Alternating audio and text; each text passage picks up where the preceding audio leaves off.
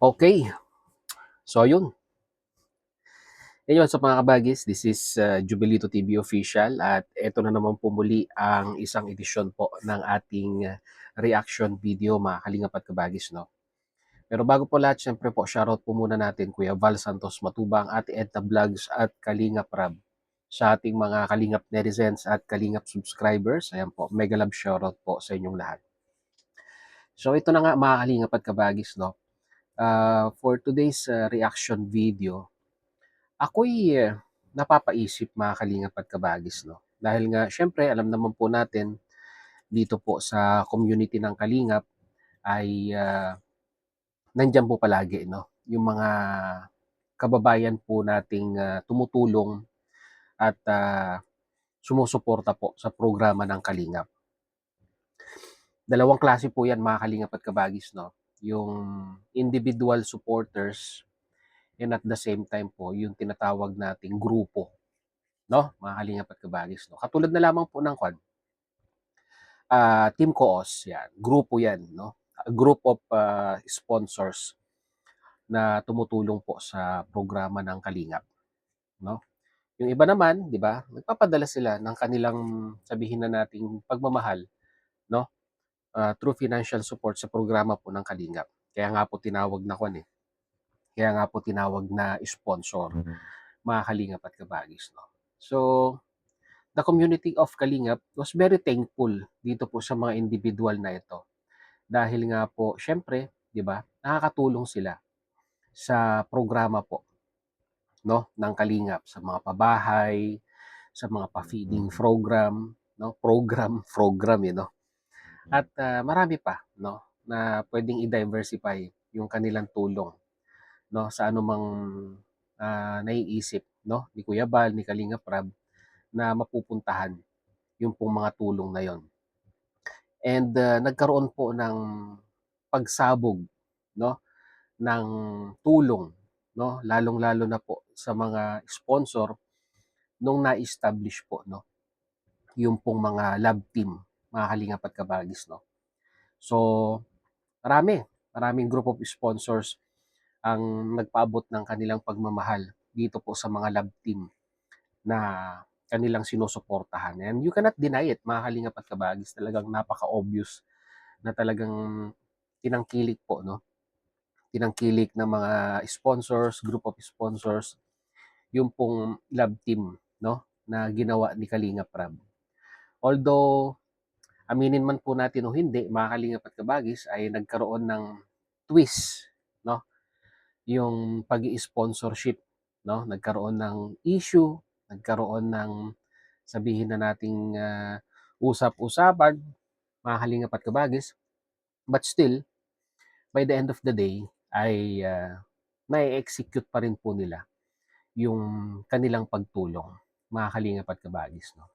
Nagkakaroon po sila ng unity pag may mga birthday, dipu, di ba? May mga special function. Diyan mo talaga makikita, no, mga kalingap at kabagis, yung tulong na naibibigay ng mga sponsors na beneficiaries po ng kalingap. And marami na po ang nabago ang buhay, mga kalingap at kabagis, no, ng mga sponsor na ito. And once again, syempre po, ay very thankful po, no, ang community po ng Kalingap doon. Pero aminin man po natin o hindi, no, sa side po ng mga sponsor, mga Kalingap at kabagis, ay dumarating po tayo sa punto na sabihin na nating although meron po tayong pantulong sa programa ng ating sinusuportahan. Pero may mga sabihin na nating emergency sa ating pamilya, mga biglaang gastos, 'di ba? Hindi naman po maiiwasan 'yan, mga kalingap at kabagis, no? So, dumarating din tayo sa punto na hindi tayo nakakapagbigay or hindi po tayo nakakapag-share, no? Doon po sa grupong kinakasamahan natin or kung saan tayo nakamiyembro, 'di ba? Mga kalingap at kabagis, no? At supposed to be kailangan po maiintindihan ng mga group members, kung sino man yung mga leader diyan, maiintindihan yung mga ganong pagkakataon, 'di ba? Kasi aminin man po natin o hindi mga kalingap at kabagis, dumaraan po tayo sa mga gano'ng pagkakataon. Hindi po ba? Kahit nga po sa, grupo 'no, na kinapapalooban ng inyong lingkod sa Team COOS. Naku, matagal-tagal na po tayong hindi, nakakapag, share 'no, do'n po sa Team COOS. Pero naiintindihan naman ni Kuya July kung ano po yung reasons natin and, kahit papaano naman po mga kalingap at kabagis kahit hindi tayo nakakapag, bigay 'no, sa COOS ay nagbibigay naman po tayo 'no, sa landing pad, mga kalingap at kabagis, ni Kuya Bal Santos Matubang. At, ito na nga mga kalingap at kabagis, meron po kasi akong nabalitaan 'no, meron po akong nabalitaan mga kalingap at kabagis na meron pala 'no, meron palang grupo na kung saan ay 'pag, hindi ka daw po nakapagbigay 'no, 'pag hindi ka pa daw po nakapagbigay ng let's say isang beses o kaya dalawang beses, ay tinatanggal ka doon sa grupo nila. Which is mga kalingap at kabagis 'no, para sa akin po, hindi po maganda yung gano'n. Bakit po mga kalingap at kabagis? Unang-una sa lahat, 'di ba, ikaw na indibidwal na ginawa mo lahat ng yung best mo para makasali dun sa grupong iyon. Kasi iniidolo mo yung pamamaraan ng pamamalakad nila, iniidolo mo't sinusuportahan mo yung pamamaraan or pagpapatakbo ng grupo nila, kung paano nila naibibigay ng maayos sa beneficiaries yung kanilang share, kaya ka gumawa ng paraan na sumali dun sa grupong iyon. Pero kagaya nga po ng sinabi ko kanina mga kalingap at kabagis, ay may dumarating na mga sabihin na nating unexpected na expenses sa atin at sa mga mahal natin sa buhay. At kung dumating yun, mga kalingap at kabagis, no, yung mga biglaang gastos, syempre, maaapektuhan yung pag-share mo doon sa grupo. Di ba? Tapos, yun nga, kagaya ng sinabi ko, base sa nabalitaan po natin, pag di ka nakapag-share ng isa o dalawang beses, ay matatanggal ka sa grupo. Di ba? Para sa akin po, ang kwan lang, ang weird, no?